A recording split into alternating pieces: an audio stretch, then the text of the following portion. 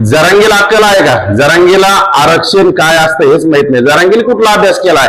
कोणत्या गरीब ओबीसींना आरक्षण मिळतंय का नाही मिळतंय? जरांगी काय घटनातज्ञ आहे का न्यायाधीश आहे? जरांगीला काय माहित आहे? उगं काहीतरी उपसूट आरोप करायचे, काहीतरी बोलायचं, निवळ शुद्धीत नसल्यावर चपटी मारलेली असल्यासारखं काहीतरी उलट सुलट बोलतं. पागल झाला तो. निव्वळ गावठी काहीतरी रानटी, मी तो म्हणतो रानटी हे पिसाळलेला माकड येतो.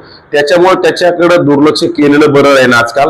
कारण की त्याला महत्व दिलं ना, आपण त्याच्यावर बोललो की त्याला महत्व येतं आणि त्याला कुठेतरी 2-5 लोक गोळा झाले की त्याला वाटतं मी मोठा पुन्हा नेता झालो, पुन्हा काहीतरी करतो. काही होत नाही. त्याला द्यायचं असतं तर त्यांनी खरं पाठीमागच मॅनेज झाला नसता आणि मराठ्यांना न्याय मिळाला असता. परंतु तो एकनाथ शिंदेच्या वाशीमधून मॅनेज होऊन वापस आलेला आहे. आता सुद्धा एकनाथ शिंदे सोबत त्याची सेटिंग आहे.